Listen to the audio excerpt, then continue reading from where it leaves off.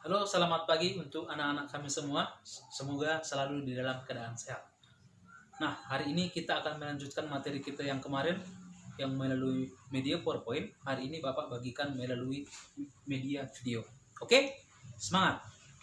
Baik, yang pertama kita bahas tentang pengertian daripada HAM. Apa sih yang dimaksud dengan HAM atau hak asasi manusia? Nah, hak asasi manusia di sini ada 3 kata, nak ya. Yang pertama ada dia hak, yang kemudian ada asasi dan manusia. Hak, apa sih yang dimaksud dengan hak? Kalau dibilang hak adalah sesuatu yang pantas kalian dapatkan, sesuatu yang pantas kita terima. Itulah yang namanya pengertian daripada hak.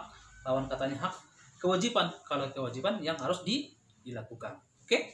Kemudian ajasi. Ajasi pengertiannya dasar, pokok atau utama. Jadi kalau dibilang hak ajasi, hak dasar, hak pokok atau hak utama. Jadi hak asasi manusia pengertiannya adalah hak dasar yang kita miliki sebagai manusia sebagai anugerah Tuhan yang Maha Esa atau anugerah Tuhan yang Maha Kuasa. Oke, jadi di sini hak dasar manusia itu ada 3 hak pokok anugerah Tuhan yang Maha Esa.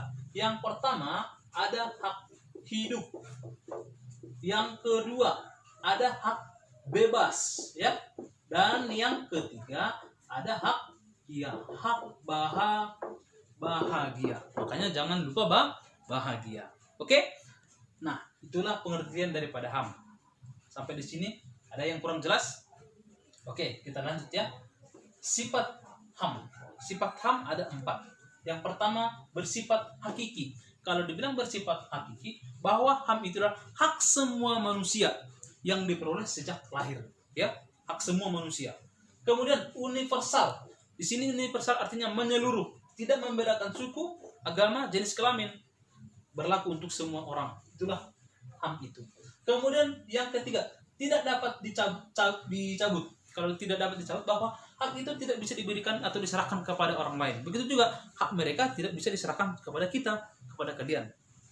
Selanjutnya tidak terbagi-bagi. Kalau di sini bahwa HAM itu berlaku bagi semua orang, ya kan? Baik dia hak politik, hak ekonomi, ya kan? Atau hak pribadi.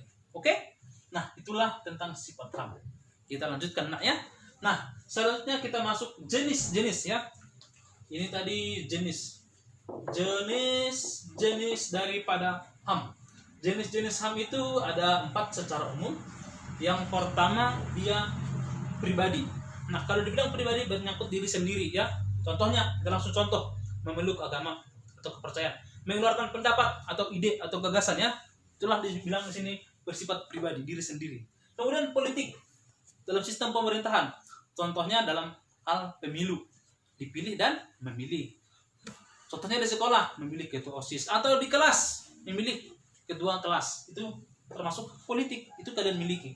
Kemudian hak ekonomi.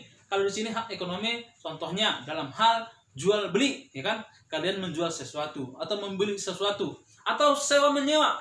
Itulah hak ekonomi. Kemudian yang selanjutnya sosial budaya. Sosial budaya di sini sosial, masyarakat. Bagaimana kita mendapatkan hak kita di masyarakat? Contohnya di kampung mendapatkan perlindungan, ketentraman dalam budaya, dalam hal adat istiadat. Itulah jenis-jenis daripada hak asasi manusia. Oke? Baik, kita lanjut nah ya. Nah, selanjutnya kita masuk materi yang terakhir. Ya, cepatnya kita. Dasar hukum. Nah, maksudnya di sini dasar hukum bahwa HAM itu diatur di dalam hukum. Yang pertama, ini di Indonesia, di negara kita, secara umum ada. Di SMP mungkin kalian sudah bahas ya, ya. Nah, kita masuk di sini dulu fokusnya. Dasar hukum yang pertama di dalam Undang-Undang Dasar 1945. Di alinea pertama disebutkan bahwa sesungguhnya kemerdekaan itu adalah hak segala bangsa. Bisa juga di sini. Oke? Nah, lebih tepatnya bisa kalian buka nanti di buku kalian di Undang-Undang Dasar 1945. Coba dibuka pasal ya. Pasal 28A sampai 28J Undang-Undang Dasar 1945. Di situ dijelaskan banyak hak hidup, berkomunikasi, berkeluarga, pendidikan, dijelaskan di situ. Coba dibuka nanti.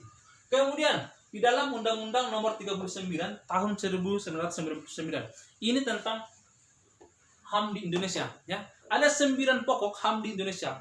Bapak sebutkan sebagian. Hak hidup, hak untuk melanjutkan keturunan atau berkeluarga, pendidikan, perlindungan. Nah, itu dia. Kemudian Undang-Undang Nomor 26 tahun 2000. Ini tentang pengadilan HAM. Kenapa ada pengadilan HAM? Karena adanya pelanggaran HAM. Nah, itu yang ketiga. Keempat, ada TAP MPR. Kalau bilang TAP MPR, ketetapan MPR. Di sini ketetapan MPR nomor 17 tahun 1998 ini tentang piagam HAM di Indonesia. Nah, biar lebih jelas, lebih tepat, kalian buka nanti di buku kita, buku PKN di bab 1 di halaman 11, ya. Oke? Nah, itulah dulu pertemuan di pagi hari ini. Bapak harap walaupun banyak kekurangan materi kita, pembelajaran kita secara daring ini, Bapak harap kalian tetap semangat. Nah, ya. Oke, sampai di sini dulu. Sekian dan terima kasih. Bravo.